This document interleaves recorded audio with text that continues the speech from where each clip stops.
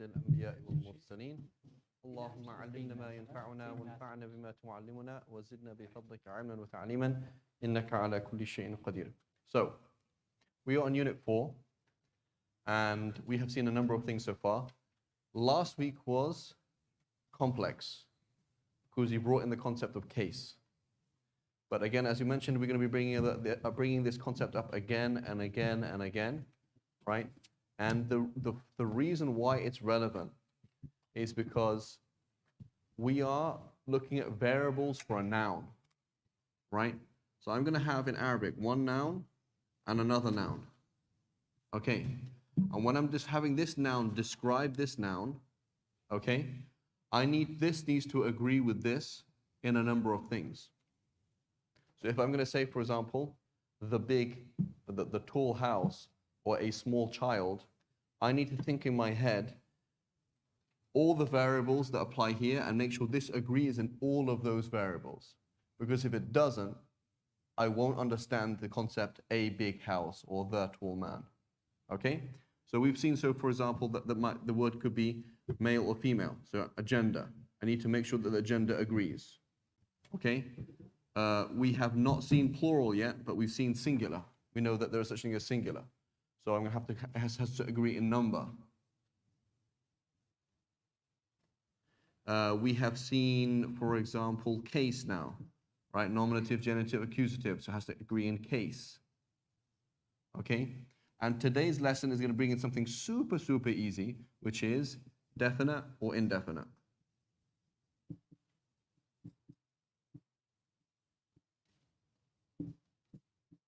Super easy. But these are these four things they're going to have to agree with. So then in Unit 5 and 6, and I believe 7 as well, is going to give us a bit more on number, because they have different types of plurals. They're going to have a dual, they're going to have a plural, all sorts of things. But basically, that's what's going to happen. In order for me to say the big house, a small dog, I'm going to have to think first word, second word. First word is male or female. First word is singular, dual, or plural. First word is nominative, accusative, or genitive. First word is definite or indefinite. Then I'm going to have to make the second word agree in all of those things. Okay? From last week, remember the nominative, accusative, genitive, those words? Fatha, dhamma, kasra, those things, right? Both have to be the same. So I'll give you an example. I'm trying to say a big house.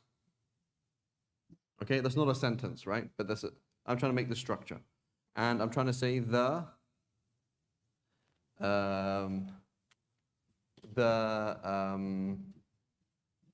blessed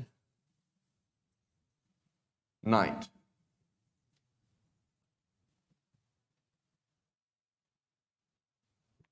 Okay? So now I'm going to say, so I'm going to say Bayton.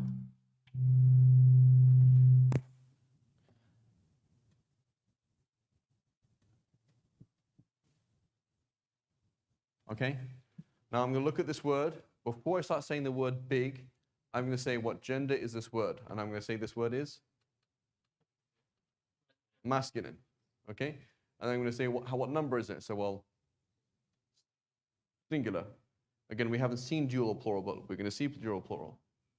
Which case is it in? Oh, it's nominative. It's got the dhamma.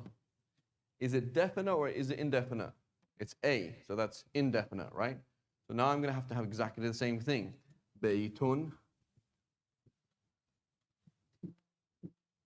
kabirun. So this is indefinite, indefinite. Masculine, masculine. Singular, singular.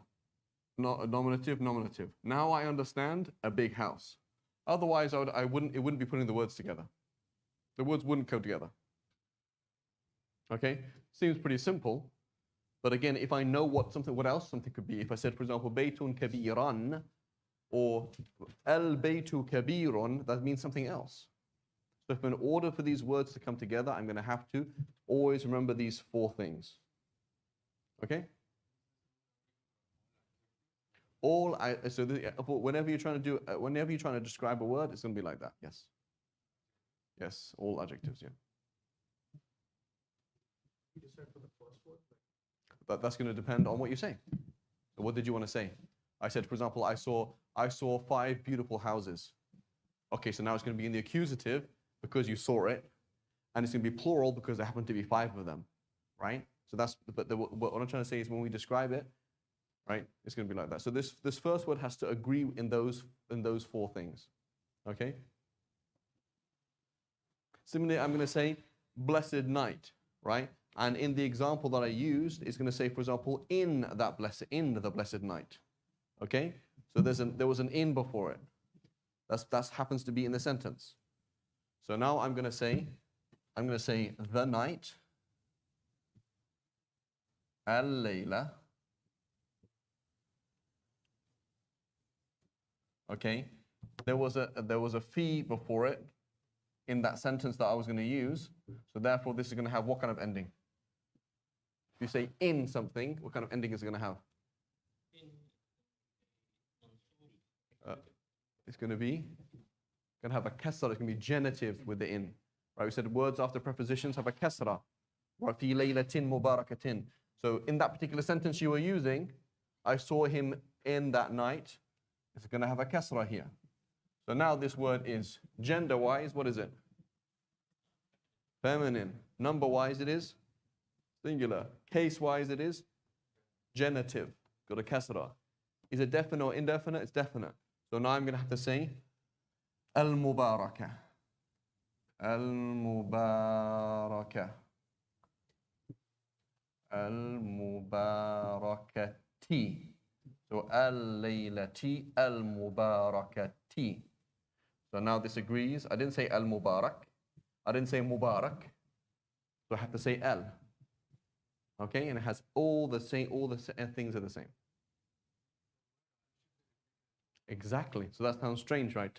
Number one, if we translate it, it sounds like, if we translated it to English, number one, gender, there's no slots for English. Like if I was trying to translate, right, you're going to have to find slots. So in English, I don't care if it has a kasra or not, it's all the same. That doesn't translate into anything. Whether it's masculine or feminine, that doesn't translate to anything.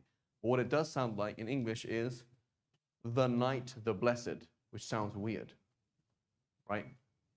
So the most obvious thing is that the order is different, as we already know, and that the L is repeated. So that sounds really weird. But why would you say, why is the L repeated? You say, no, that's not, I'm not repeating the L. I'm saying that everything has to agree. All the variables, all those 4 variables have to be the same. Okay? That's all that's talking about today. So then he's going to say L. He said, well, you've already seen the word L, haven't you? In fact, before you even came to this class, you probably knew that L means that in Arabic. Right? It's such a common word. That's all this class is about. Lesson 4 is just L. Okay? But it reminds us of the same concept that, oh yeah, he's gone through this and this and this and this and this to show, you know, a word has lots of things about it, what's going on with it. Okay?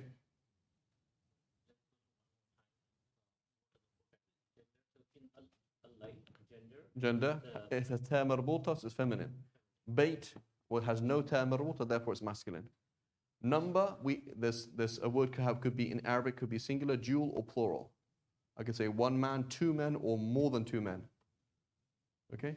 And then case, in this particular situation, I was using it in a sentence that had a fi, so therefore it became, had a kasra. So therefore this also has to have a kasra. Okay?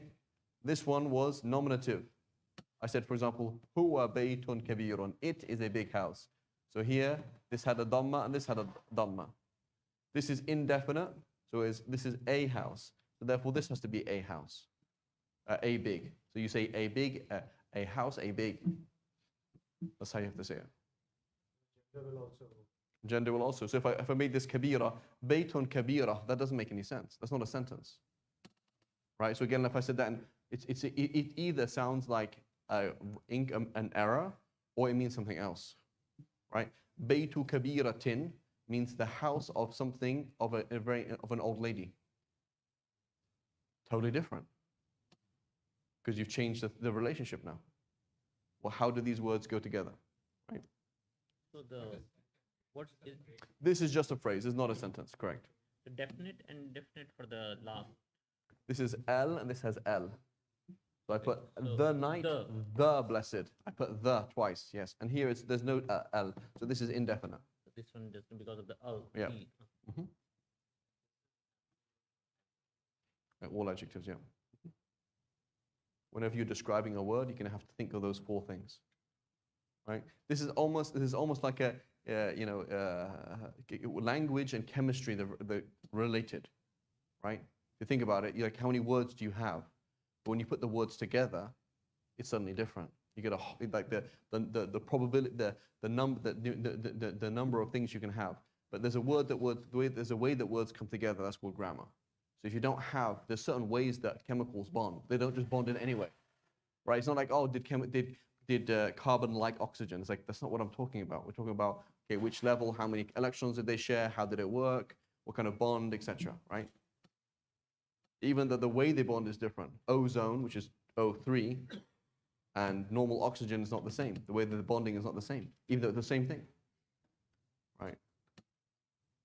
So this is what we're learning. Learning grammar is to rule the way in which words go together. Okay? So all we're doing today is definite. He's just trying to complete the picture for you. That's all. So I have Layla and then al-Layla. That's easy. And then ash-shamsun, ash-shamsu. That's it. So it's super easy. Okay? Can I clear the board? Yeah? Shamsun means a sun. Shamsun, a sun. Ash-shamsu, the sun. Ash-shamsu. Al-shamsu. It is al-shamsu. Al-shamsu, but you pronounce it ash-shamsu. Ash-shamsu. Similarly, al-Rahman. Al-Rahman. Al-Rahman is pronounced ar-Rahman, but it is ar-Rahman. So, but you can still hear ash as opposed to nothing. Hiya shamsun, it is a star, it is a sun, right? Ash-shamsu, the star, that thing, okay? Okay, so that's all we're looking at today is L. So if we look at those who have the, right, is everybody familiar with the al-huruf al-shamsiyya? Probably when you say, we'll find out. Okay. So this is really tajweed and pronunciation, nothing really to do with the Arabic language. We're just going to mention it anyway. Is all we need. So the concept today is al means the. Two concepts. Al means the, and whenever you describe anything else, it has to agree in those four things. We already know that. He already said it 2 lessons ago, but he's just summarizing it. Okay? So then we have al-huruf al-shamsiyya.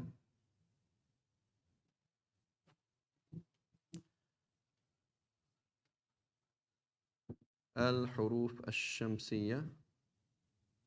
Shamsiyya. The sun letters. Okay? They're called the sun letters because, like the word ash-shams, whenever you put al at the beginning of it, al plus, for example, shams, sun, becomes ash-shams. You don't say al-shams. Ash-shams. Okay? So it's pronounced A-S-H-S-H-A-M-S. You don't say al-shams. You say ash-shams. Why is that the case? That is a pronunciation issue. Pronunciation issue is that the lam is here, and sh is right next to it. So the l and sh are right next to each other, so it's too difficult to pronounce letters that are too close, right? It's like when you're following Google Maps, right? And there's 2 roads. You didn't turn off here. Okay, you were supposed to take a swerve to the right. Now, it doesn't realize that you haven't taken that route. So you're still on here, okay? And it's telling you turn right, and there was no right turning because you didn't turn right before. Because it can't tell you exactly where you are. So this is what's happening with your lips, with the mouth. Sometimes there are letters that are too close, and it's too weird to do that. Okay? It's too strange to not do these things, right? That's why you find many kids, for example, who pronounce the L as an N, right? It's very common they'll do that. Or you'll find certain words that we pronounce it with an L even though it actually has an N in it. It's very, very common because they're very close, okay? So this is just a pronunciation issue, right? So should I say L dot or should I say, do I merge it? All right, similarly the Ra, right? So if you go from the top, we have Hamza, for example. Can I say Al-Ard? The earth. Did you think the Hamza is too close to the lam to pronounce? Al-Ard? No, totally different place in the mouth, right?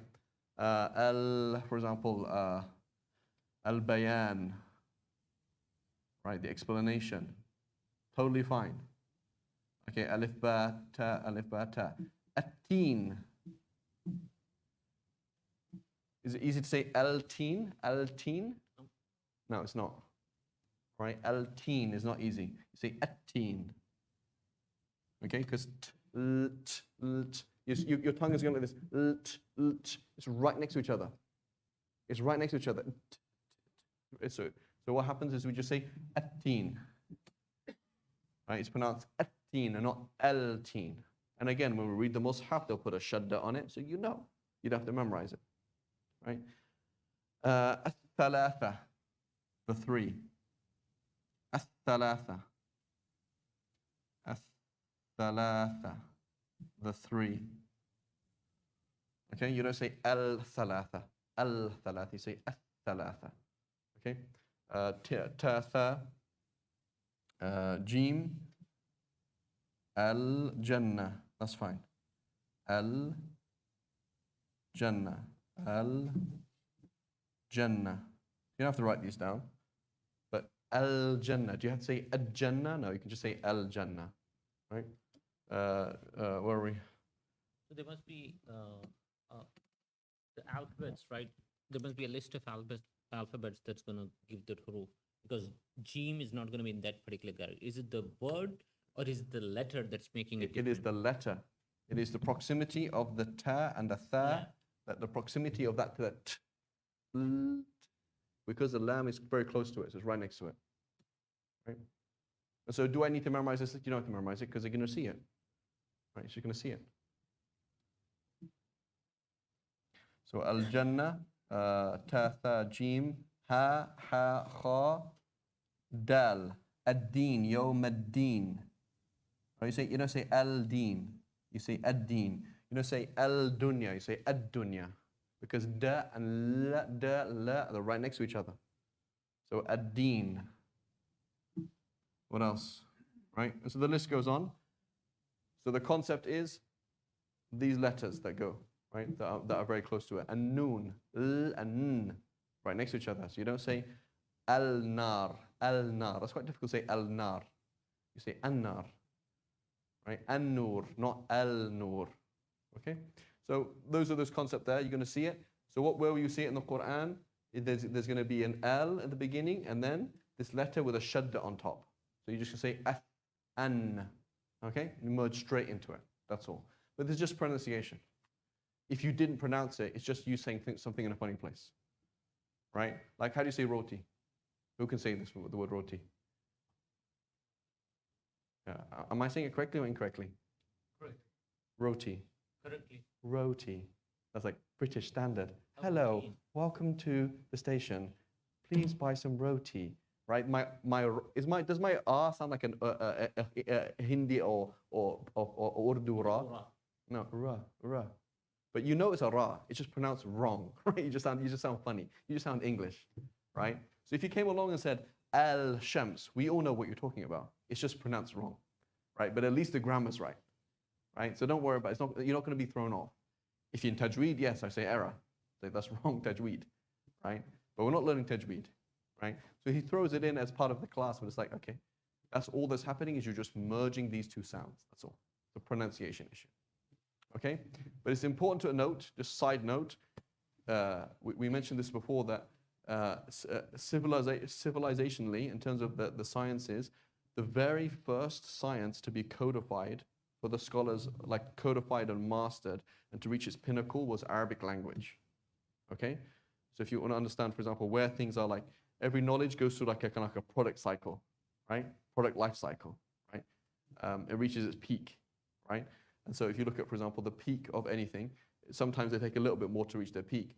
But in terms of the earliest product, meaning or earliest science in the Islamic civilization, was Arabic language, okay? And so when you say Arabic language, you mean morphology, the shape of the words.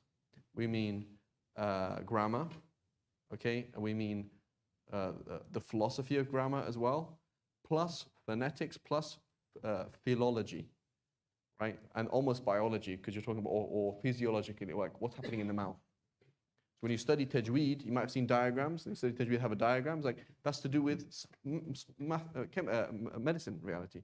What is happening in your mouth, right? If you wanted to really study tajweed, you could put some chemicals in somebody's blood and have them film what's happening when they say ad, right? You could see exactly what things are touching what through a camera, right? Some kind of camera, just like you would do find out about a tumor, right? And so it's very important to understand that research was happening on what was happening in the mouth and how the mouth works very, very, very early on. Why? Because the scholars, they wanted to find out what is the Quran, how do you pronounce the Quran, what does the Quran mean? And so they totally blasted this thing called Arabic language, and then language itself, and then pronunciation itself, and how things work. And so you'll find discussions, for example, in like Kitab Sibawayh, which is really, really early back. And today you'd be like, wow, that's a concept you study in linguistics in any university. Because they really, really went into every single thing and they asked why. They ask every single thing, right? So the thing that drives us today is money. That wasn't driving them at that time. And this is very important from, like, for example, here being at Zaytech, is the shift from education, right? So, Brother Khalid is trying to, working on education, is that the education and knowledge for them was something that was beautiful and high and noble. You didn't study to become wealthy. Whereas now we study medicine and engineering to become wealthy. Learn programming, there's money in it, right? This is what I hear kids talking about. Become a software engineer because you make 10K within the first year. Like you'll be 18 making 10K a month, right? Everyone's here, like everyone in this room is like, only 10K, right? But what creates things like California is the almighty paisa. Right? That's what drives it. That's what makes a Tesla. The Tesla is only there because we want to have a car that can sell. But their civilization was built on what brings us closer to Allah subhanahu wa ta'ala. That was the driving force behind every single thing. Would you say back then it was prophet, Prophet, now it's Profit? Exactly, right? Back then it was prophet, right? And now it's profit, right? So, but everybody has something that drives them, right? Every civilization has something that drives them, right? And so it shapes education, right? In that when you say, for example, is education there to make sure you get jobs, right? So I'm trying to make sure, I say, your kid, like people who go to this college, they get hired. That means education is about money, as opposed to, this poet came from our college. This inventor came from our school, right?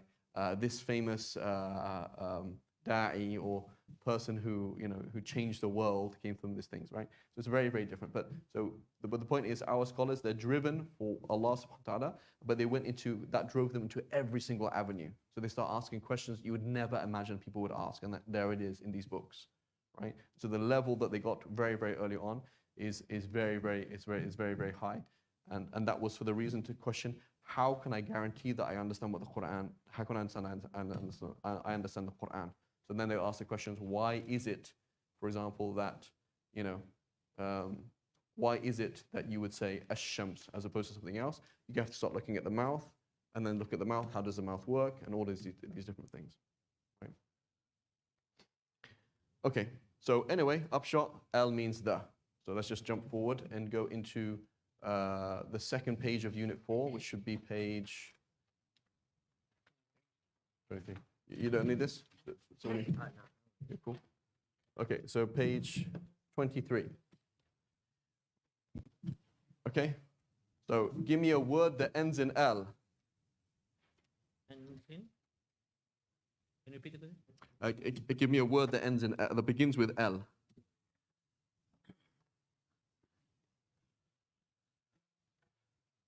On line 1.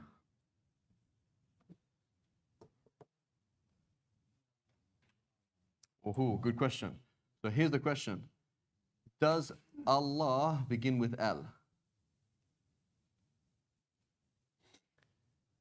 So that's the question then, right? So you know what? If we don't ask questions, you don't get answers. So here's the question we ask. Does Allah mean the X? Like it's Allah, like the La, or does it mean Allah? Like that's just his name. That's the name. Okay? Two opinions. It just means Allah, that's his name.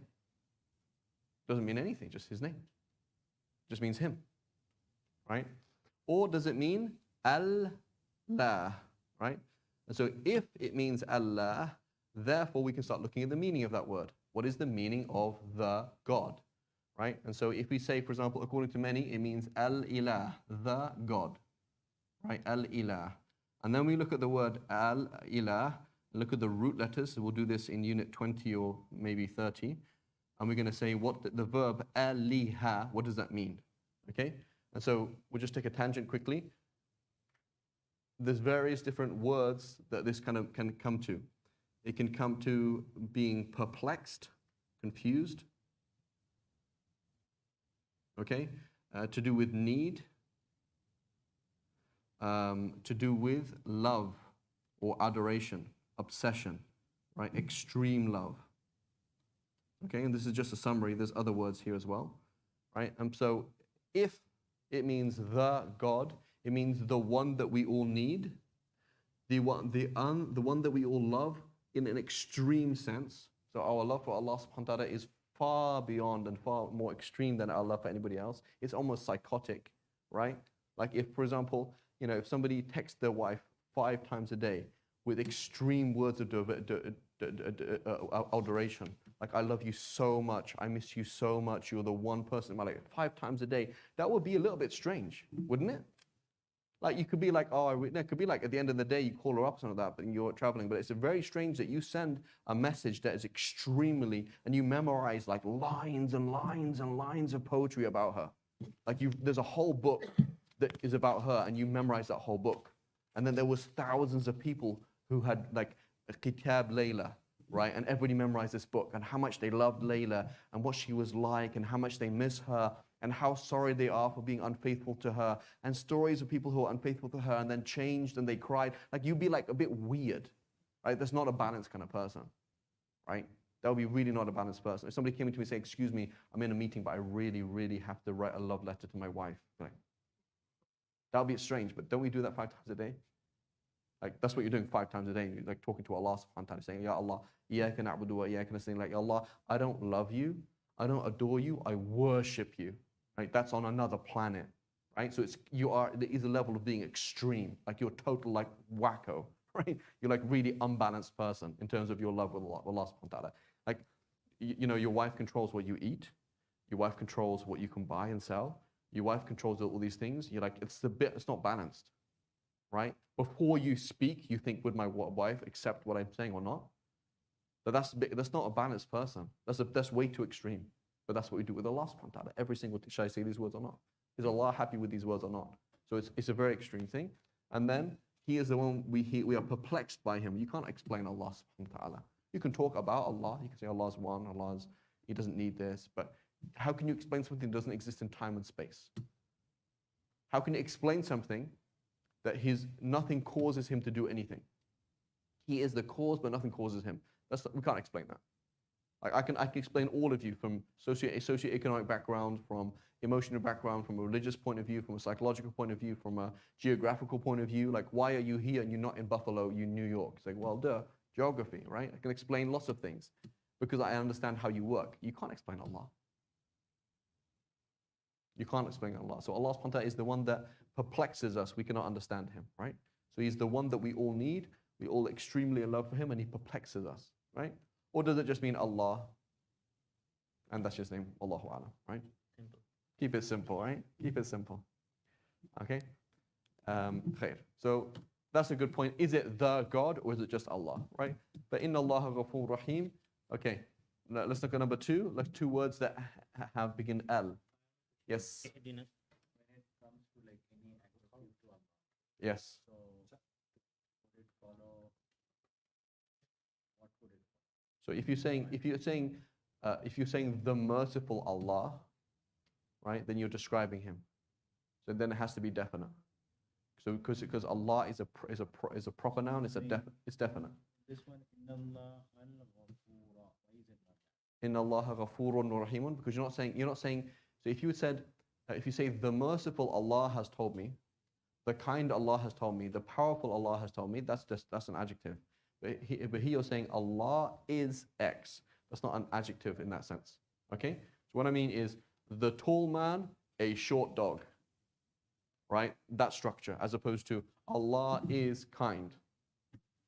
Or, right? If I have to say like merciful The merciful Allah. So then you say like Bismillahir Rahmanir Rahim, in the name of the merciful and kind Allah. Right, that's one analysis at least anyway. But that's, you could if it's an adjective, you say in the name of the merciful and kind Allah. it is actually Al, yeah. No, then that's like saying, it's like that's like no, because you can describe things that are names. For example, you say which Farid, the Pakistani Farid or the English Farid? So no, the English Farid. So now the is agreeing with Farid. Farid is a proper noun; it's definite. So I say the English Farid, not an English Farid. You're not asking for any Farid that's from English. You're saying the English Farid. There's two Farids in this room or in this masjid, and you say the English Farid. Which one? Right. So you say, for example, the great Allah, the merciful Allah, the all-powerful Allah. So it's definite because it's a name. But is it definite because it was originally indefinite? Right. So you had lots of it. So you were pagans. So you used to have Vishnu and Thor, and then it was like, oh, we need Thor for war, and we need Vishnu for this, and we need Odin for this, and we need Zeus for this. There were lots of things, and then you said, no, it's the God, because the other ones aren't God. That's something else, right? So what your question is, the word Allah is always definite though. The word Allah is always definite. So it should always follow any adjective to If Allah. you're going to describe it, it's going to have al. But if you're going to make a predicate about him, you're trying to say something about him, you're saying Allah is merciful, then no, Allahu Rahimun. That I got it. But Yeah. my question is like, so whenever there is an adjective to Allah, It's going to be definite. it should always have al, right? Yes, yeah. Or you could say whenever there's an adjective for any proper noun, any name, right? Any proper noun. So if it's al-Madina al-Munawwara, right? You can't say Medina Munawwara. But it's al-Madina al-Munawwara, right? So al-Madina is the city, but al-Munawwara, because Medina is a noun, it's proper, right? I don't know. If there was a New Delhi, right? It's going to be Delhi al-Jadida, because Delhi is a noun. It's a proper noun. It's something specific. So even if you don't have al before it, Delhi is a name of a place, a specific. So it has to be, it's definite. But for Allah in particular, we don't have not- any indefinite at all. It Right? doesn't exist. No. Doesn't exist. Well, if you say it means al-ilah, then yeah, ilahun, yeah. Can this sentence be changed to Inna Allah Ghafuran Rahima? How is the meaning? No, you could change it to Inna Allah al-Ghafura al-Rahima ... That would mean indeed the forgiving and merciful Allah is something. Right? That's like saying Faridun Britaniyun. Farid is English. And then you say Farid al-Britani, and you're like, the British Farid is, and you're like going to say something about him. It's Ar-Rahman Allah. Yeah. No, you say Allahu Rahmanu Ar-Rahimu ... Right? Allahu Rahmanu Ar-Rahimu qad khalaqana, has created us. وَجَعْلَ فِينَا كَذَا, and created in us X, Y, and Z. Okay, Bismillah, let's go to the next one. So let's find number 3. Number 2, huwa al-ghafurul wadudu.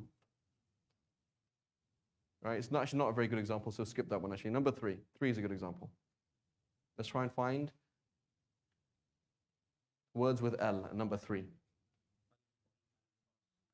Al-fadlu, right? Al-kabiru, right? So now, ذَلِكَ هُوَ الْفَضْلُ الْكَبِيرُ. What does ذَلِكَ mean? Masculine or feminine? What's masculine, right? The feminine version is tilka, right? Huwa is masculine. The feminine version is hiya, okay? Al-fadlu al-kabiru. Notice they agree in 4 things. Al-fadlu al-kabiru. The bounty, the great, or the favor, the great, however you want to translate it, right? The favor, the great, or the bounty, the great. Al-fadlu al-kabiru. Definite, definite, singular, singular, nominative, nominative, dhamma, dhamma, masculine, masculine. I couldn't say al-kabira. I couldn't say al-kabirun. I couldn't say al-kabira. With a fatha or al-kabiri has to be al-fadlu al-kabiru. Okay? So here, Go huwa ahead. is not translated. Huwa is more like the intonation. It will be like this. For example, I'm saying it would be something like that is the great favor. So in English, you put it in italics. That is the great thing. I am here. No, you're not. So that's like how you'd act it. And so again, so that means in Arabic, you put that word in, and you already know that that intonation is there. So If you don't put huwa, it means it's grammatically correct, but it means that is the great favor as opposed to that is the great favor. Okay? Grammatically the same, acting-wise not the same. Right? So we just did a play with the school, and I'm trying to get the kids to say something, right? And he's saying, what is it? This guy is fighting somebody, and he's telling him, he's saying, get thee back, like go away. Get thee back. So he says, get thee back. That sounds like go and get someone's back. But he's saying, get thee back, like get out of here. So I'm trying to tell him, no, don't say get thee back. Say get thee back. You back off, right? So when you say grammatically, it's the same, but it's not the same meaning. Right? You know what I mean? So intonation is important. I am Farid as opposed to I am Farid. Or I am Farid, I not you. So in English, it's a bit confusing. I need to put in acting. What are you trying to stress? In Arabic, you're going to put little things that you don't have to, it's already there. It's like music written for you. This is loud, this is quiet, this is this, it's already there. Okay, so it's very easy to analyze it. Okay? But in terms of a basic meaning, it's the same thing. Right? So what was interesting there though? Al-Fadl had Al, and Kabir also had Al. Okay? Number 4, somebody on the table at the back. As-Sirat, good. As-Sirat. Al-Mustaqim, right?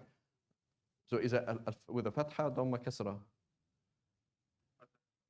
Right, so it says, Ihdina as-sirata al-mustaqima, guide us the straight, so the path, the straight. There's 4 things that they agree on. As-sirat is masculine and al-mustaqim is masculine, doesn't have a ta marbuta. They're both singular. They're both definite. Al-mustaqima. Right, and they both have fatha. You can't say mustaqimi or mustaqimu, otherwise I don't know what's going on. Okay? So if you didn't put a dhamma there, right? So I have O2, right? And I have I don't know what it looks like. I guess C2, right? Is that carbon dioxide? That's oxygen and that's carbon. I have a bunch of carbon and a bunch of oxygen. And I have them share rooms. Here's a room and here's another room. It's not called carbon dioxide though, is it? This I can breathe as oxygen. So I want to merge them. How can I merge them? It's going to have to burn them. I'm going to burn them together, right? And then you're going to have C2O, right? Carbon dioxide. And so if you change it, you suddenly split the words. Like I don't understand what you're saying anymore. It's not a flow anymore. The words are no longer coming together. Okay, it's just words on a page as opposed to following a grammar, right? Make sense? Right, so this is all, again, C++ and Python is all the same, a grammar. There's a grammar, right? There's a thing that I want this function to include this and this and this and this. If you close it off or you do something that's not there, that whole part that you're just working on for the last 10 days is not even part of that other function, right? This is grammar. This is language. Okay, this one, number 5? Before good part, Yes. right, there are 2 things in it, al-sirata and al-mustaqim. Mhm. I know for the ta there is a fatha, mim there is a fatha. So I'm just trying to see, because it becomes kind of clear, because there seems to be 2 combinations over here, right? Ihdina, al-sirat is one, and al-mustaqim.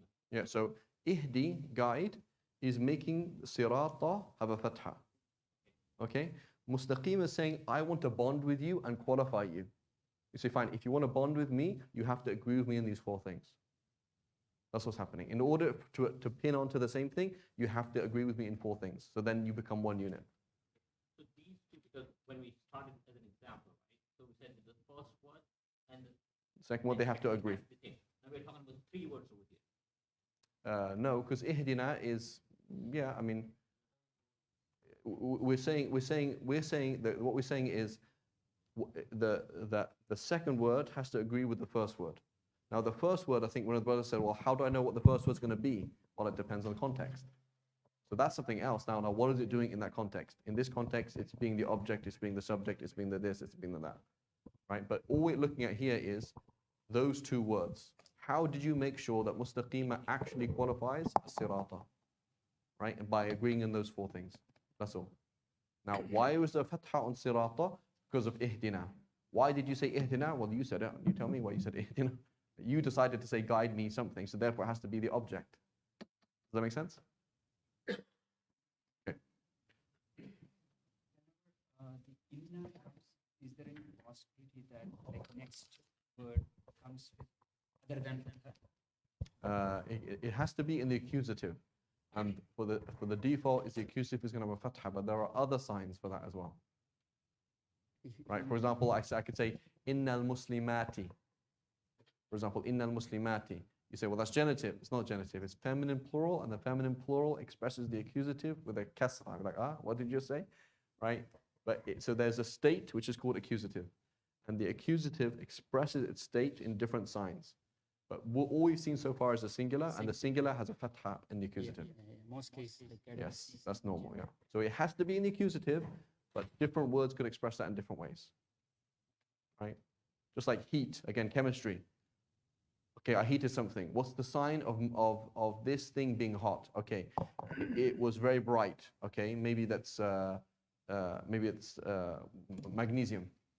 I burnt it, it was very bright. Okay, but there's different things express heat in different ways. So maybe carbon. If you heated carbon, would it be bright white like magnesium? I don't think so. But it's still hot though. You said you heated it and it became hot, right? But what is the sign of that hot? Something else. Does that make sense? Yeah. But right now you're going to see inna plus fatha. That's what you're going to see normally. Inna Allaha. even in Quran, mostly like Most of the time, yeah, most of the time. Yeah. Inna, it puts the word after it in the accusative. Yeah. So it's not like he and those things.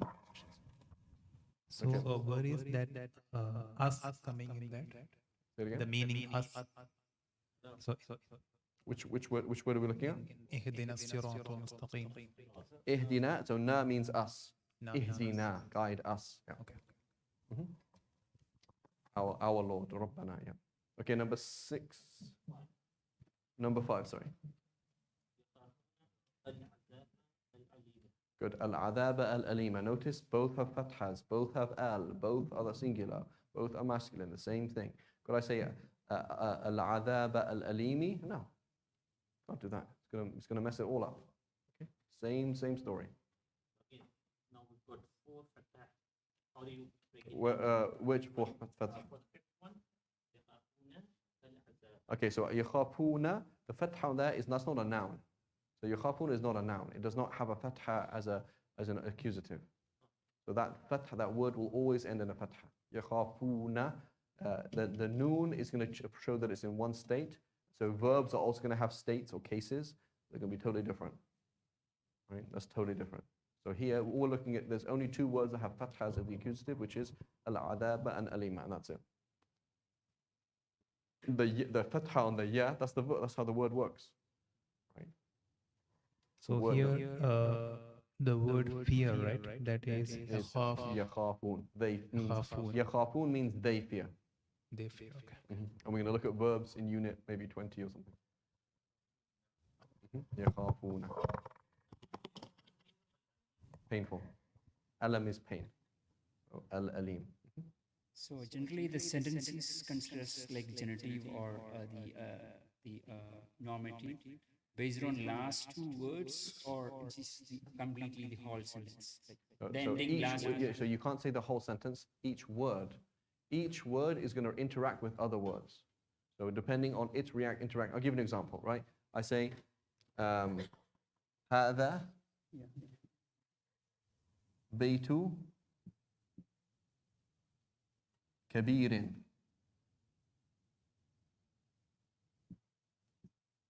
Okay, this is the house of an old person. So is the sentence nominative? No. Is the sentence genitive? No. This word is nominative, this word is nominative, this word is genitive. Why is this word genitive? Because of implied on that we're going to see of, which you're going to see in unit 10, right? Of. But if I said هذا بيت كبير, yeah, then this is nominative, this is nominative, this is nominative. But it's not, you can't say a sentence is nominative. Oh, you cannot say. That doesn't make any sense because it's each word. So, Yeah, each so what word, is each final word is changing state depending on its role. okay. Right? Like I like him.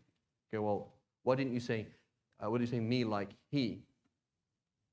Or why didn't you say, why couldn't you make it all the same? Right? Because I is like he.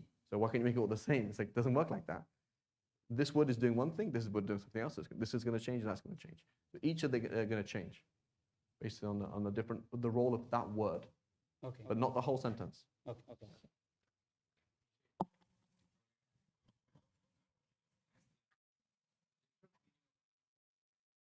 It doesn't mean anything. So it means it's as meaningful as the P on your T-shirt. Like, what does it mean? I have no idea. It's just a make.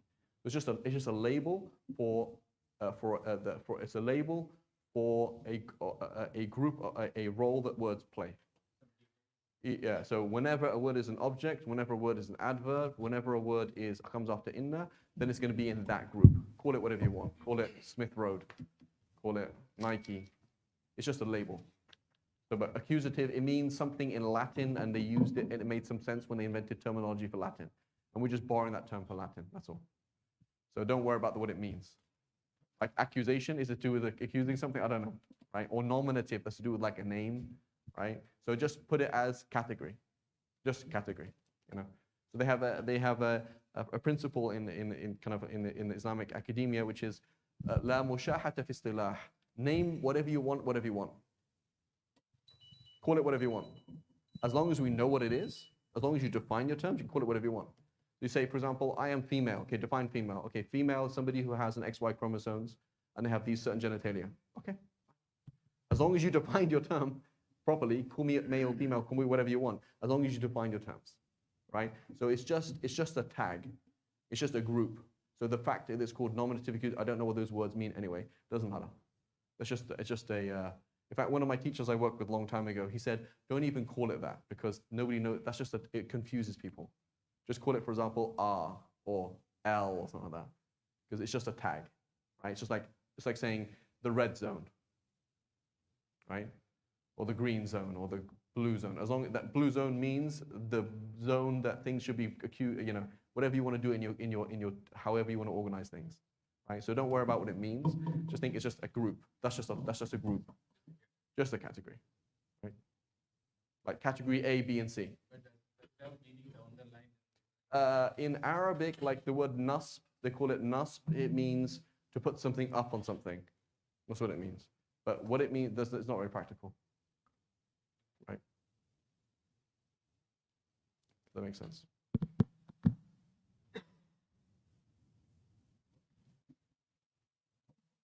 Okay, Bismillah. What was the next one?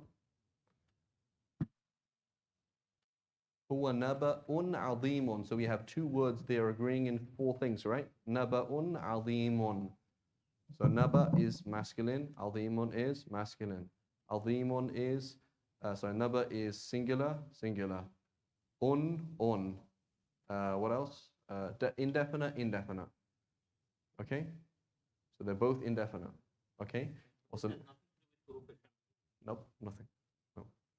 Okay, what's happening on the next one example then? If you compare these two. Naba anin naba il azimi. Suddenly the first word became al, so now the second word has to become al. Suddenly the first word, because of the an, which is a preposition, got a kasra. Now the second word has to have a kasra. Suddenly it has an al, it has an al. They're agreeing in number, they're both singular and they're both masculine. Right? And that hasn't changed. But it suddenly changed from al to non-al and from get a kasra, so dhamma to kasra, so it has to change as well. Right? What So- proportion should that anin? The English translation, there is no proportion. What's the English translation it says? Anin is anin. Concerning, yeah. So the word he's translated the word an to mean concerning. Yeah. Concerning Concerning in English is not a preposition, correct? But that translation in Arab is an means concerning, about. It means about, right? So about is a preposition, right? So what are they asking about? Amma yatasa'al. What are they asking about? Anina ba'd azim, about, right? So that's the translation. Yeah. So here in this case, both case like alim came and like who and about alim, both case it's a bad, right? Like not the good awesome or it's bad basically. Is it bad or good in this case? Yeah. It's bad, yeah. Yeah, means Yeah, it's pretty it is bad. tremendous news. Yeah, so and- even the word naba, is rated to the word naba'ah. Naba'ah is when you're walking at night and suddenly you hear behind you, like that's not a good sign. That's called naba'ah, like you're worried. Naba, right? So like it makes you concerned. So information that makes you worried or concerned. That's what naba itself. So you can translate it as they are asking about very significant information that would make you take action that is great. So it is like it's already, so it's not khabar, right? So khabar, so like anil khabar al mukhif al azim, like scary news that is great. So it's not just news, right? So you say khabirni, tell me. That doesn't mean tell me scary information, right? You call it al akhbar, the news. Okay, today, for example, where I'm from, they always joke that there's no news, right? Imagine the news of Knightson, right? What happens in Knightson, right? Today, a sheep was born, and his name, even though its mother and father were both white, it was black. Ha ha. That was it. Like that's the news where I'm from. You know, today they found a toad in an elementary school, and nobody knows how it got there, right? So that's called khabar, right? As opposed to naba'a, Wall Street has collapsed, right? That's naba'a, right?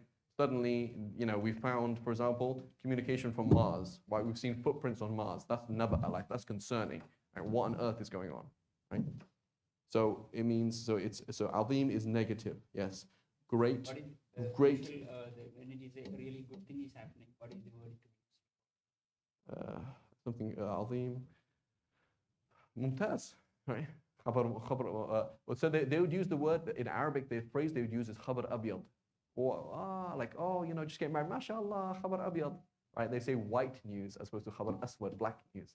They would use, but they use the word khabar. Right? That's the use they would word. But be like jameel, mumtaz, mutafawwiq, amazing, I don't know, jameel, right? Beautiful, right? But azim is not, and that's the rhetoric of the verse. Like, are they really discussing in this? Because they're discussing the mushrikeen are like, hey. They used to, you know, imagine in a classroom, like teaching in the classroom, right? They're like, hey, I'm going to see you in hellfire, ha ha, throw a paper up in it. You're like, you joking about hellfire? Like, that's how the mushrikeen are asking questions. Like, oh yeah, see you in hellfire, bro. Have a drink, have a cool glass of water, go see you in hellfire. Yeah, Muhammad's telling us we're going to hellfire, right? Because we worship idols, ha ha. They're like, are you seriously joking about something that is that crazy? That's the whole of Juz Amma, basically. It's like, talk about hellfire. Right? We're talking about Ta'amatul Kubra, we're talking about Al-Qari'ah, we're talking about Al-Ghashiyah. He's using all these scary words for like hellfire, like and Judgment Day is like a really big thing that will shake your life, will shake your existence. Ya laytani qaddamtu li hayati, if only I had prepared for my life as if your past life was not even a life, like this is your life. Right? So that's that whole rhetoric. It's very negative, it's very scary. Right? And again, a question for Islamic education is, should we even have our kids do sort of Juz Amma? Right? We always teach our kids Juz Amma, right? Oh, mashallah, my son's married Juz Amma. It's like, dude, do you know what you're saying? Right? Like, here's a little kid, like, so here's, for example, like two things. You have a little kid who's 5 years old doing a knot, right? What is he saying? He doesn't understand all the words, because some of the words are going to be difficult, but he's saying a beautiful thing, right? That's what you have kids. A poem about the trees, a poem about the clouds, a poem about how I love my mama, a poem about how I love the Prophet. That makes sense, right? But Juz Amma is like super scary. Like, imagine a little kid and taste the hellfire because it's only going to get worse for you. And taste that, like, would you get a little 5-year-old to say that? Like, you might say it's an inappropriate material for a 5-year-old, right? Because it's too scary. And I'm sure I mentioned to you, some time ago that was one of the Sahaba, he said, Ya Rasulullah, after Surah Al-Qari'ah, I've had diarrhea for 3 days. Like it's messed my system up. Like it's so scary. It's like it's a healthy, disturbing thing. Like I'm really, really concerned, right? That's what Juz Amma is about, right? So it's not very, as opposed to maybe Ar-Rahman, right? Surah Ar-Rahman, have kids memorize Surah Ar-Rahman, Qul Huwallahu Ahad, right? So most of Surah Juz Amma is super scary, right? It's really, really, really scary and disturbing. It's not something that it's not material for 5-year-olds. You'd imagine, right? So again, that's a question. Should you have kids memorize it or not? So Ibn Khaldun, for example, he talks about different ways of how people memorize the Quran in the past. He said some people, for example, they would do Arabic first and then Quran, because then you know what you're saying. For example, do poetry, do this and do that, and then when you come to the Quran, like, oh, I know what I'm saying. And other kids would be focus on memorizing and then understand later on, right? Obviously, so different methodologies. But the point is, Juz Amma is very disturbing. It's a very healthy, disturbing material. Like, wow, this is really, really scary. Like, I'm really disturbed now. I need to do something. I need to change. I need to become Muslim or whatever it is. Okay, Bismillah, let's, we're running out of time. Oh, no, all right. We have good time, actually, alhamdulillah. Okay, Bismillah.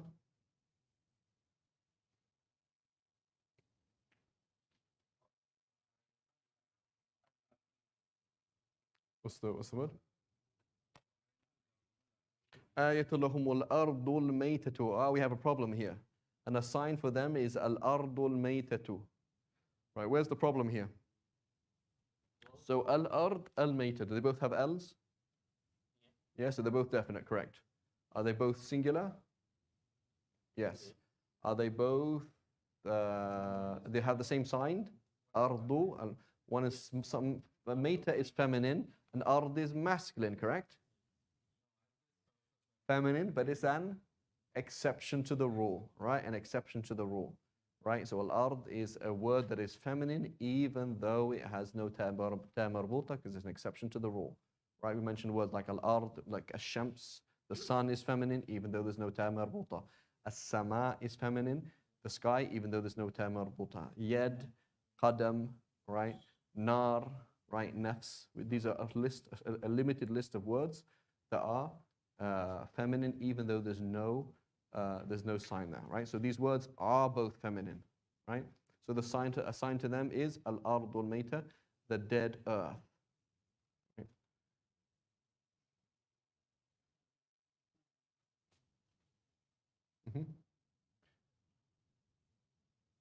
Next one, who's Walid? Al-hayatu ad-dunya.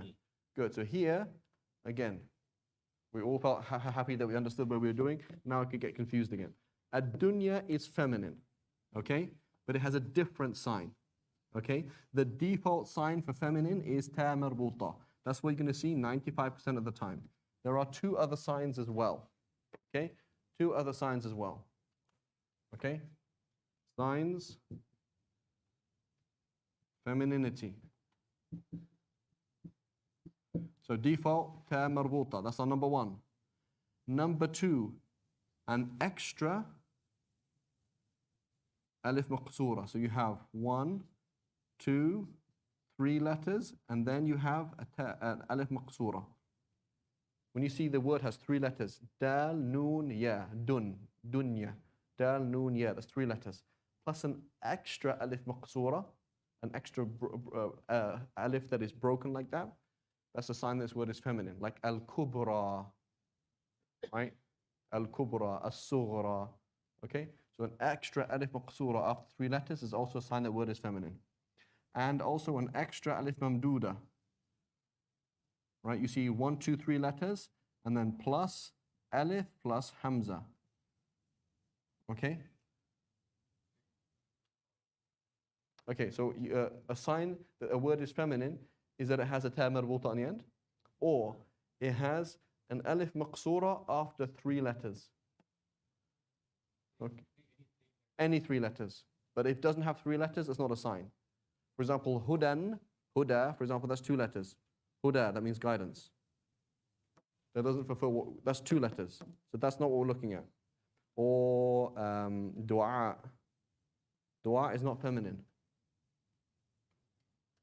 because it's not 1, 2, 3 plus alif hamza. That's 1, 2 plus alif hamza. That's not what we're looking at either. Okay? So we have 1, 2, 3 plus alif hamza. Right? And so here we see dunya, al-hayat is feminine, it has a ta marbuta. And then ad-dunya is also feminine. How do I know it's feminine? Because it has 1, 2, 3 plus alif maqsura. Right? Dal, noon, ya. And then alif maqsura. Now, notice here, but it's a standing alif though. Right? The reason is because the alif maqsura looks like a ya. They look the same kind of thing. And so it doesn't look nice to have like two ya's next to each other. Like yeah, like that. So that's why they put it standing. But otherwise it's the same thing. So ad-dunya is feminine. Okay? Al-hayat ad-dunya. So they're both feminine. Yes. That alif that's broken. It is an alif, but so I'll tell you why. It's a bit confusing. It's confusing because most Arabs treat it as an alif.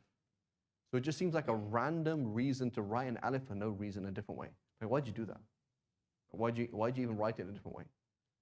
In reality, many Arabs, they would pronounce it differently. So that many Arabs, for example, would pronounce the word huda, hudi, hudi. So it's like, are you saying huday or are you saying huda? So no, it's called hudi. Like, huh? Say that again. He's like, hudi. So they actually have a different vowel. So that's why you'd have a hamza, this thing that's somewhere between a ya and somewhere between an alif. Right? But we don't see that all the time, and in standard Arabic, you don't see it. So it just seems like this random thing, like why did you even write it in a different way? But in reality, it's different. So for example, they would say, like, he made dua, da'a fulan, da'a zaydun, he made dua. Rama zaydun, Zayd threw. So well, why did you write it like this and like that? Because many Arabs in the time of the Prophet ﷺ would pronounce this Rami. So it's actually a different sound. And they write it in a different way because it's a different sound. And some of them would say Rami, and some of them say Rame, and some of them say Rama. 3 different ways. And so when we study the Quran and the different qira'at, we'll be like, oh yeah, I've heard people do that, so weird. Well, duhi. And say, why did he do that? That's so strange. Right? And like, right, even in Hafs, we're going to say, Bismillahi majriha wa mursaha. Like, why are you saying that? Why is it like there's just one word in the Quran, majriha. Because the word is like this. Majrih, like this. Maj, like that. It has an alif maqsura. And so in Hafs, when we recite it, it'd be this one thing that you're like, I never understood why. The Tajweed teacher is like, this word you pronounce like this. Like, what? But it goes back to the fact that at the time of the Prophet ﷺ, the Arab had different pronunciations, and if we want to pronounce exactly how they pronounced it, there's different ways of doing it. And so you're going to find, for example, in many qira'at, they'll be like, وَالضُّحِي وَاللَّيْلِ إِذَا سَجِي, and you're like, what's that? Right? Just like in Urdu, there's different ways of pronouncing a word. Right? Or in English, how do I pronounce it? How do I pronounce Grass? Grass, because you're American, right? American pronounces it grass, right? In England, we have 2 pronunciations. North England, Southern England. Grass is North England, Southern England, grass. So you say, no, I just want English. I don't want American English, Southern English, or Northern, I just want English. I don't know. There isn't, like, that doesn't exist. There's either grass, don't step on the grass, okay? Don't step on the grass, or don't step on the grass, right? That's not the same, right? There's 3 ways of pronouncing it, right? So the same thing with the Prophet ﷺ. During the time of the Prophet ﷺ, you're going to find people in Mecca and Medina and different places, they don't pronounce things in the same way.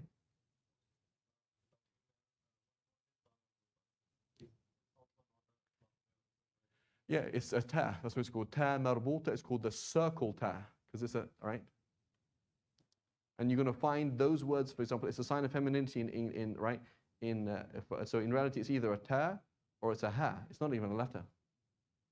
So it looks like a ha with 2 dots. So is it a ta or is it a ha? It depends on how you use it, but it's not really a letter. It's not separate. Right? It's not a separate letter that in terms of, it's just a code that if you stop on it, pronounce me as a ha. If you continue, pronounce me as a ta.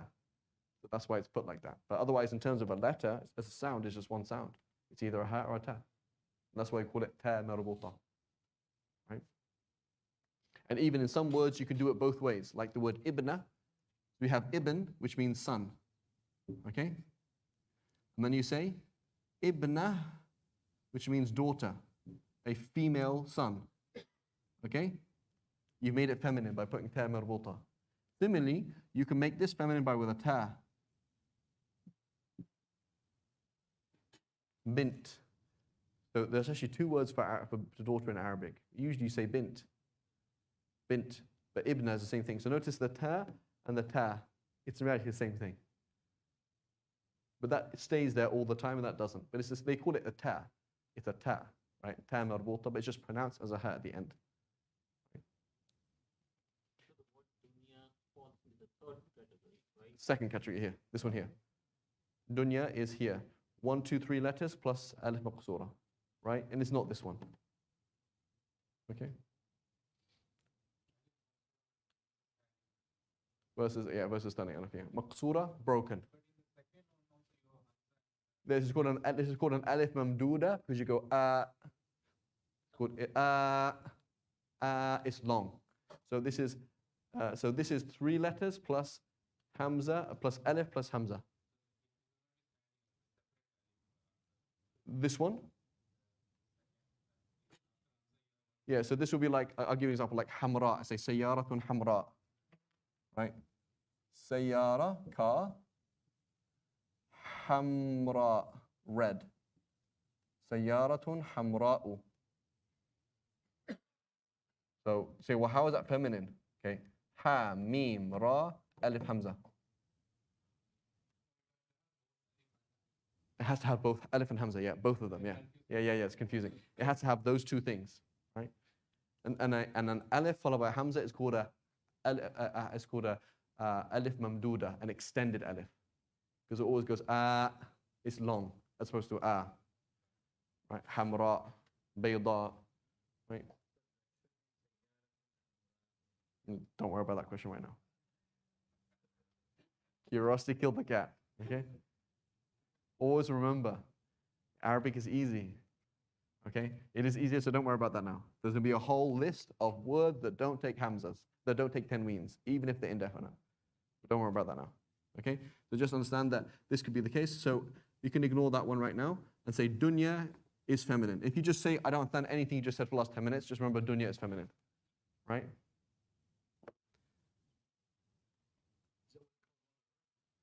Mother Earth is related, must be. Right. Earth is feminine here. And fire. So you don't say, okay, fire is hell because your wife is hell. No. You say the hellfire is feminine because of fire is feminine. Right? So the dar is feminine.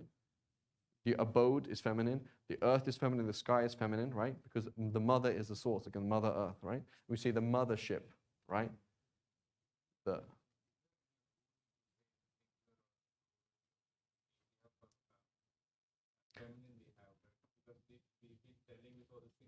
Because we're going to see plural next week and the week after that. And the week after that. Yes. Words becoming plural will look. So like Muslim, Muslimun. Yes? Yeah. Okay, Bismillah. So, إنما الحياة الدنيا إنما الحياة الدنيا لعب ولهو. Right? The innama means only and obviously. Innama, only and obviously. It is not the same as inna. Inna means indeed. Innama means only and obviously. Right? Innama ana basharun. I'm just a human being, obviously. Right? Innama al-hayat ad-dunya la'ibun wa lahwun. Right? Wa zinatun wa tafakhurun bainakum. Right? So Allah subhanahu wa ta'ala mentions the worldly life is just, and you can add for the rhetoric, a pointless and petty play. Right? It's not a real game. So somebody just played basketball and they didn't tell you, and you've been sitting home doing nothing. And they're like, bro, why didn't you tell me? I say, bro, it's just basketball. Like, it's not. When you're in Jannah, you'll be like laughing, why did you even play basketball? That's not a game. Okay, go. Basketball versus jet skiing. Jet skiing is also just nothing compared to Jannah. Every single pleasure in this life compared to the next life is not a pleasure, right? It's like what's the, the pleasure of, I don't know, this is fun, isn't it? This is a cool game.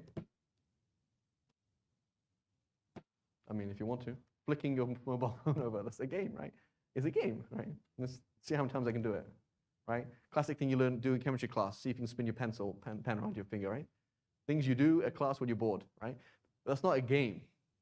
So Allah subhanahu wa ta'ala is saying the games that you play in life, this is not really a game compared to Jannah. The pleasures that you're talking about, it's not a pleasure compared to Jannah. The punishment that you're talking about, the difficulty, okay, you are put in prison for 25 years for no reason, tortured every single day, your children are tortured in front of you, in front of your face, and nobody knows about it, and lies are spread about you, and everybody thinks you're a liar for your whole life. That's nothing compared to 1 second of hellfire. 1 second of hellfire is not. نبئ عبادي أني أنا الغفور الرحيم وأن عذابي هو العذاب الأليم. Tell my slaves that I am the most merciful and kind and forgiving, and that my punishment, it and it alone, is a painful punishment. You can nuke anybody you want. That's just considered like people flicking each other, right? Teacher, he flicked me. Okay. Right. I deal with that every day. He stole my pencil. Okay. Not like somebody nuking somebody or torturing people, enslaving people, or torturing them their whole lives, right? And so very, very important. Yes, we should have empathy for other people. We suffer pain and we should be patient. Other people suffer pain and we have to be empathetic and understand and defend them. But compared to hellfire, it's nothing. So you don't say, don't worry, beta, it's nothing compared to hellfire. That's not nice, right? That's not a nice thing to say. You say, I feel sorry for you, right? You have to be empathetic. But when it comes to hellfire, right? Somebody would be dipped into hellfire and they'll be asked, have you ever had any pleasure in your life? They'll be like, Wallahi al-Azim, I've never had any pleasure in my life. Doesn't matter what they went through. A million years of the best pleasure possible, they'll say, I've never had a single pleasure in my life. 1 second of hellfire. And the same thing, you put them 1 second of, think about the kids, right? Right in my mind, I have this image of this little kid, just one second image, this little kid shaking from PTSD in Gaza, right? He's alive right now, he's just shaking, right? So just, what's going to happen the rest of his life, right? Is he going to be fine? I don't think he's going to be fine, right? I mean, I had a Palestinian student come to our house when I was like 5 or something like that. The guy was like, not a head case, because he's like PTSD, right? So PTSD is not a joke. When people are like shaken to the core, they have nightmares, they have all these kind of things, they can't function, it comes out, and they might affect their marriages, violence in their marriages, inability to connect with their children, all sorts of problems. 1 second of paradise, goodbye. So this kid then, one second they die as a shaheed.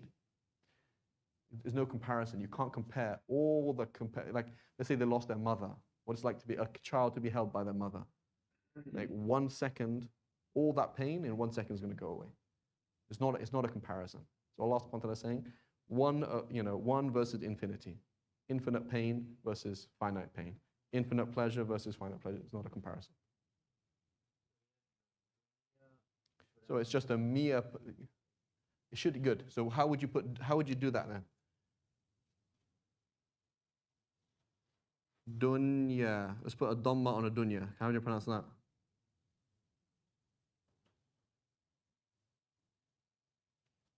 If I put a dhamma on top of an alif, how would I pronounce it? That's a hamza. On an alif, what is an alif? An alif is a long fatha. So can you put a dhamma on top of a fatha? You can't. That's like you can't put a vowel on top of another vowel. So yeah, there's a dhamma there, but you couldn't pronounce it, so don't even bother writing it. So we're going to say there is a theoretical dhamma there, and it's theoretically nominative, and it theoretically agrees, but you just can't see it.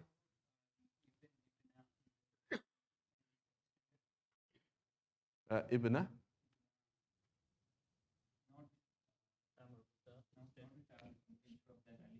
Could you put an alif in there? No, because that would change the word. You can't just extend the word. That's like changing, for example, the word read to read.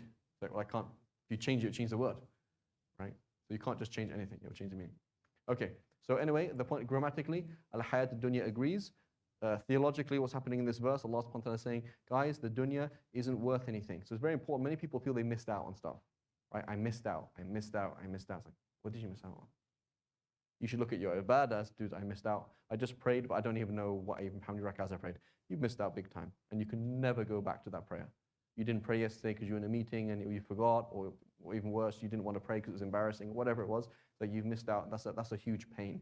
that you'd be like, oh my God. And in Jannah, you will look back and be like, ah, why did I do that, right?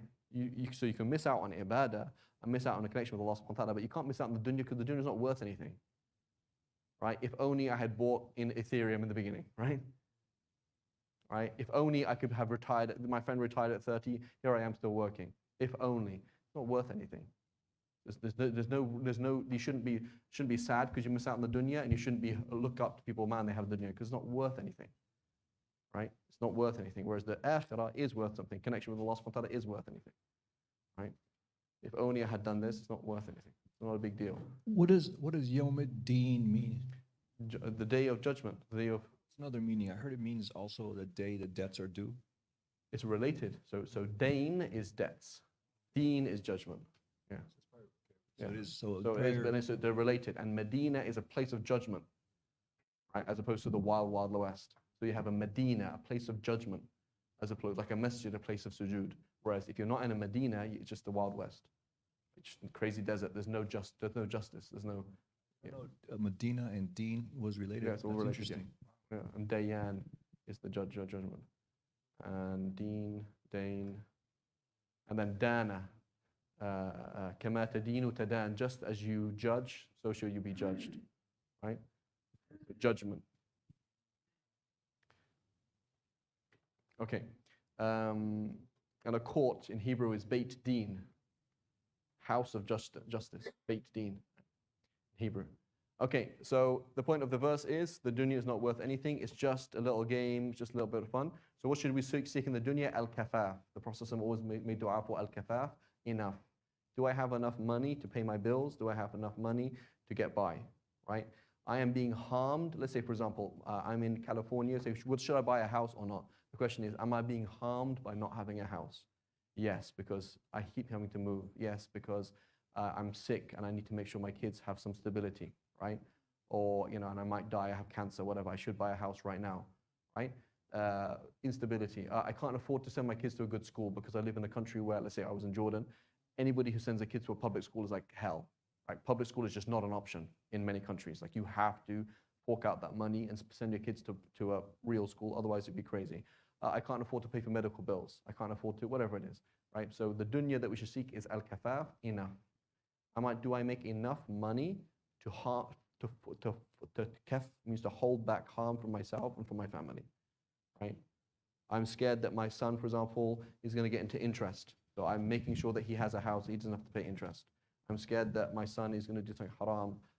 They say, for example, you should buy your own kafan, your own shroud that you're going to die in, because you make sure that it's bought with halal money. Because maybe the people around you are crazy and they deal with haram money. So you're like, I just want to make sure that's halal. So you have the dunya to hold back. That's as much money you need to hold back. As opposed to, man, I could be making twice the money and live somewhere else. What harm are you going to hold back, right? I attending the kids at school. I teach in Islamic school. I was like, okay, what do I do in my job? I teach deen. Okay, well, what do I need the money for then? I need money to teach deen. That's what I need money for. So I told them, I said, if I retired, what else would I do? So I need the money in order to do this job. That's all. So you say, well, if you had all the money in the world, what would you do with it? Right? That's what's useful. That's how you should work back, right? And being in California, right? Many people come to this conclusion that they realize that wealth is not how much money you make. Wealth is how much time or the freedom you have with your time. So are you making your own choices or not? Or are you bound by other people's choices? Open the door. Right? So that's a definition of wealth, right? So you could be making $100 a week, $100 a month, and as long as you have the ability to make your own decisions, that's great. Then you're considered wealthy, as opposed to somebody who is, I'm tied to this and I'm tied to that. I'm forced to do these meetings. I'm forced to work extra time. I'm forced to whatever it is. Right? So the dunya is a trap, right?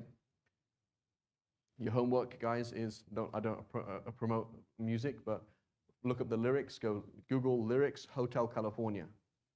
Right? If you haven't heard of the Eagles and Hotel California, that's your homework. I see a smile there. I'm sure we have some like soft rock fans like know the Eagles from whatever 1970s or something, right? But anyway, the Eagles so this is kuffar telling you California is a trap. Kuffar who don't believe in the akhirah were probably drunk when they wrote the song, who went on stage and did haram stuff. They're saying California is a trap. Hotel California, right?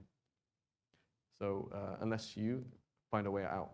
right? Not physically out, but a spiritual way out. You process things properly, understand? This is dunya, and you changed your work into akhirah. Otherwise, you're just in a trap, chasing after things that are worthless. Okay, bismillah. إنما والدار الآخرة خير, and the الدار الآخرة. So الدار is masculine, correct? It is feminine, right? We mentioned two words, dar and bait. Bait means your room, right? Bait, right? So that when you say, oh, well, I've bought, so the Prophet's house was probably, he's living this kind of size, right? That's his house, right? So yes, he has more than one wife, so yeah, he has more than one house. But otherwise, he's basically living in a tent, right? In Arabic, when you said he married so-and-so, you say bana biha, means you put up the tent for her, right? So again, here's a real question to ask ourselves. I'm in the dunya, I'm in California, it's very expensive, I have to buy a house, I have to make this kind of money. If the Prophet was alive here and doing your job, would he live in a mountain house, in a house, or would he live in an RV? Right? Or would he live in half of an RV? So a lot of these things, the practical things that we do in the dunya is we make life more expensive than it needs to be, and then we have to meet those things, and then we don't have time to pray, and we don't have time to fast because we're busy, and they're like, oh, the dunya. It's like, did you make your life more complex than it has to be? Or were you doing that job to hold back harm from your family? Right? Did you make your life more complex than it had to be? Right? You ate that much food and now you have to go to the gym. Right? Like a car, is it actually useful or not? You know, if you just worked on a farm and you made a hundredth of the income, you'd be exercising the whole day, and you'd have free time. So there's many people like, hey, I actually have a better life than you do, and I make 1/100th of your income. Right? You're trying to save up money so that you can buy a house, so you can have a farmstead, and he works in Bangladesh on a farm, somebody else's farm, and he's like, this is great. I spend time with animals, and I'm healthy, and I eat organic food. Right? So a lot of these things are traps. Okay, anyway, so dar is in the dar al-akhirata. So wad-daru al-akhiratu khair, right? The abode of the last abode is better, right? So feminine, definite, same ending. Ad-daru al-akhiratu, right? And we said dar is feminine, even though it doesn't have a tam al-bulta, because it's an exception rule. Okay? And then there's a mistake in the book. It says, وَإِنَّ الدَّارَ الْآخِرَةَ لَا هِيَ الْيَوَانِ. It's al-hayawan. Okay? Al-hayawan. Right? When you have this word in Farsi, right? Not a very nice word. Right? A1, if you call somebody A1, yeah? It means you're an animal, right? Now, if in California, they're like, yeah, that's true, I am an animal. What's the point? Right? Or you're a woman. They say, yeah, I know. That's why I've been trying to tell you. You tell somebody, you said, you're not a man, you're a woman. It's like, I know. I've been trying to prove that for ages. Okay, so anyway, al-hayawan. Yes, go ahead. Khair, that word doesn't change. That word doesn't change number or gender. That word doesn't change. I would say, for example, هذه خير, ذلك خير. It doesn't change. Khair doesn't change number and doesn't change number either. Say hum khair, anta khair. So they are better or you are better. It's all the same. The word khair doesn't change. It's always tanween. Yes. So it's always singular and it's always masculine. Even doesn't matter what's happening. Okay, so the word hayawan is the real active life. Okay? So al-haya, there's the word al-haya, which means life. Al-haya, which means life. And hayawan has the same root letters, it's the same thing, but it's the real, vibrant, active life. Okay? So it's almost like somebody who's in a coma is alive, and somebody who's playing basketball is alive. Are they the same? No. Right? It's not the same kind of thing. So the word hayawan we use metaphorically for an animal because an animal demonstrates active life. It's running around, it's doing this, it's doing that, right? And then we use it as an insult, yeah, haywan, for example, they say in Arabic or in Farsi, haywan, right? Which means you're an animal, you're not even a human being, right? That's an insult. But originally, it's used in the Quran here to mean the active, real, vibrant life as opposed to haya. There's levels of life, right? A microbe is alive. A human is alive. It's not the same. So in the Quran, Should we always treat it as this life, actual life? Yeah. I don't think No animal. I don't think it even comes in the Quran to mean animals. No. And I don't think it doesn't even come up very much. It just comes once. What's the verse that says? وَإِنَّ الدَّارَ الْآخِرَةَ لَهِيَ الْحَيَوَانِ. And indeed, the next life, it is truly the real, vibrant, active life. Okay? Does dabba mean animals or beast? Dabba, yeah, it means plodding ones. Dabba means to plod. Yeah. So those are beasts. Yeah, beast. So it's used usually for like a beast of burden, but anything that does dabib, which is to plod like this, it's called dabib, to move like that. So this word, this pattern fa'alan, is used for active things. Fa'alan. Like Ramadan, same root, same pattern. Ramadan. There's Ramd, which is the heat of the sun, and the Ramadan, which is the active heat of the sun, right? And some ulama explain it that it's like this when you see a hot rock that has dust on it. So this rock is super, super hot, and then you pour water on it, and then suddenly there's a sizzle because the water is boiling, it's washing off the dust and evaporating at the same time. So it's suddenly clean and dry immediately. So there's a sudden change, right? You talk about dawaran rats, the dizziness of the head. So dara yaduru dawr means to go round, but dawaran is so going around in circles is not the same as dizziness. Dizziness is very different. It's like I'm really going around and things are going around my head. Sail is the flowing of water. Sayalan, right, is a flood, right? Fayadan, right? Sayalan, dawaran, jawalan. Jala yajulu means to go around, visit different places. Jawalan is more vibrant and active, right? So it's verbs to do with a lot of activity. Right? Every time it's with lamb. No, fa'alan. So there's a fatha on the first letter, a fatha on the second letter, an extra alif, and an extra noon. That's what's happening. So we'll do this in like unit 20 or 30, where we see word patterns. But then what you do is you get your 3 root letters of any word, put it on that pattern. It'll be like that. Yes. It's a noun, yeah. It is not feminine. It isn't. Because I'm saying, okay, so here, why? Because when I say a noun, when I say, for example, it's like this. So I'm referring to, you're referring to this thing and thinking that it's feminine, okay? Right? And so you say, ma hiya, what is it? I say, hiya hasub, the thing that you're referring to, is a computer. So I didn't have to agree because the thing you were thinking it was feminine, it was actually masculine. Does that make sense? So if I'm not describing it, it doesn't have to agree. If I say, for example, if I say, for example, you say, mal mushkila, what's the problem? You say, al mushkila to Farid. The problem is Farid. Well, Farid didn't agree with mushkila. Mushkila was feminine. Farid was masculine. That's because you're not saying the mushkila is big or small. You're not using an adjective. You're saying the problem is Farid. Or the problem is this house. Or the problem is al-iqtisad, the economy. So when you're using a noun is noun, they're not going to agree. When you say noun is adjective, then the adjective is going to change to agree.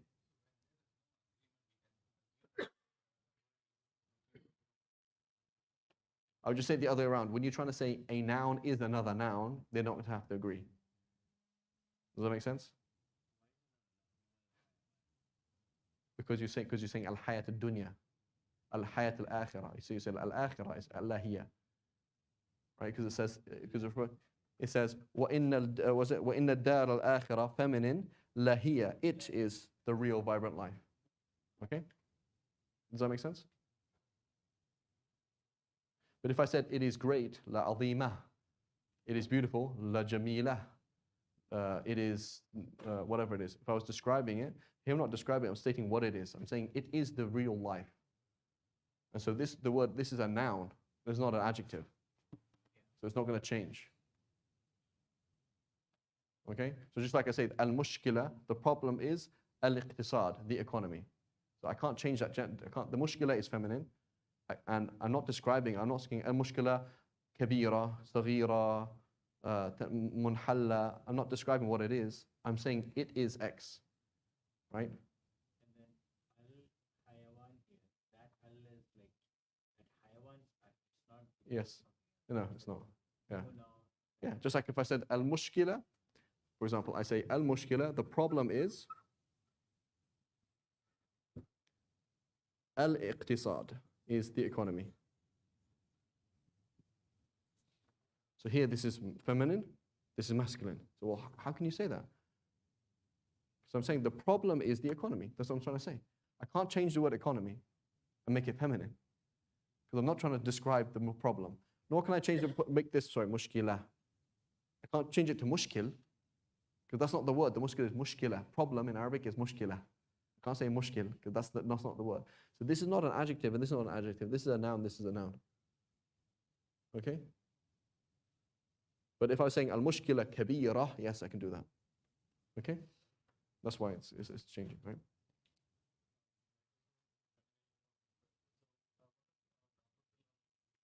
The beast of the earth.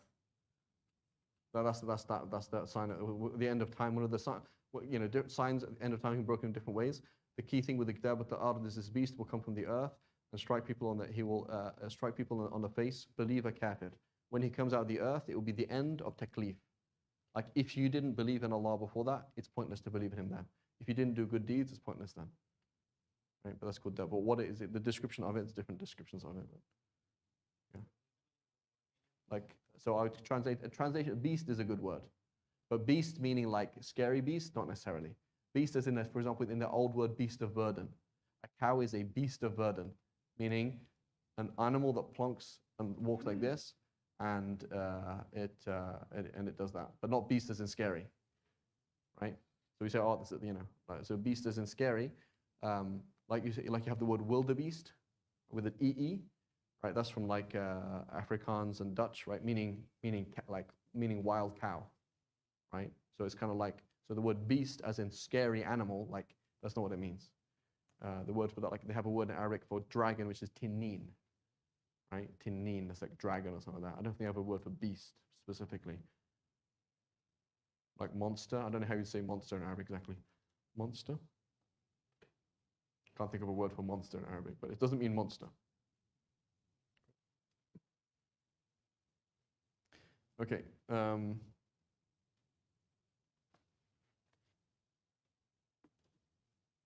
Okay, so we're on Lahi al-Hayawan. And then, so that here in 11 and 12, the ha is dropped from the word hayawan, and the ha is dropped from the word hikmah. Hikmah. So it says number 12, Ud'u ila sabili rabbika, call unto the way of your Lord, bil hikmati wal maw'idati al-hasana, with wisdom, al-hikmah. Okay, and then it says al-maw'idha al-hasana, right, and good exhortation. Al-maw'idha al-hasana. Right, so the word is hikmah here, not likmah. Al-hikmah. For some reason, the ha is dropped in the print. So, udu ila sabili rabbika bil hikmati wal maw'idhati al-hasanati. So notice al-maw'idha al-hasanati. Kasra, kasra. Al, feminine, feminine. Exactly the same. You can't say, so in English you say good exhortation. In Arabic you're saying the exhortation, feminine, genitive, singular, the good, feminine, singular, genitive. Okay? Shaykh Farid, Maghrib prayer actually it's right now, but we can wrap it up in 2 minutes. Okay. Maghrib prayer, yeah. 2 minutes, inshallah. Okay? Make sense, guys? And then, Ya ayyatuha nafs al-mutma'innah. Notice nafs al-mutma'innah. Feminine, feminine. Dhamma, dhamma. Definite, definite. Right? Same thing. And then والتين والزيتون وطور سينين وهذا البلد الأمين. Again, that word is totally dropped. I'm not sure why. So the whole point of that line is al-balad al-amin. Right? I swear by. So the word by is going to make the word what?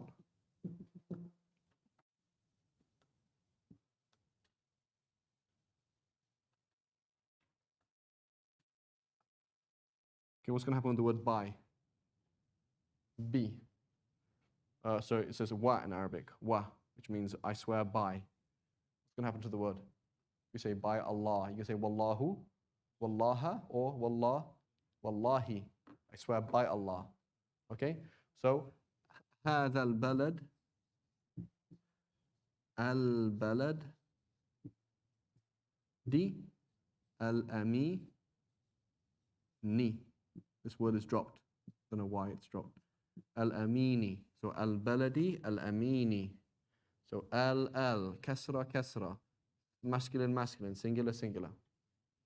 Okay? Make sense? So what did we do today's class? All we did is recap. It has to agree on those 4 things, and all we did is the word al. That's it. Okay? And so some of you have questions. I know, like, for example, the concept, there was a question from back here, maybe, like, is a sentence this or is a sentence that? A lot of these things, they're just going to fall into place. So just as long as you get the key concept that we're on, what have you seen so far? We haven't seen really number yet, because we haven't even seen dual or plural. Next week, we're going to see dual and plural, but we know gender. We're comfortable with that. We're comfortable with fatha, dhamma, kasra. We don't really know why all the time is fatha, dhamma, kasra, but at least we've seen it. We're comfortable with definite and indefinite, and we're comfortable with these words, the order that they go in and how they come together. Okay? So, bismillah. Next week, inshallah, we're going to go on to number. We're going to look at Muslim, Muslimun, and that's it. Simple as that. Muslim, Muslimun. End of story. Yeah, it's so simple. Again, I'm one of these people. I don't have much patience. I'm one of these people, like, if you're going to teach me something, teach it to me in a week. Right? So this, you can do this in a weekend or in a week. Sit down, do it in a week, start reading Arabic. Right? I don't want to sit here for 40 weeks. Right? But you have other things to do, and it sometimes also sits in your mind. But honestly, you sit down for 1 week and you can do this book quite easily. Right?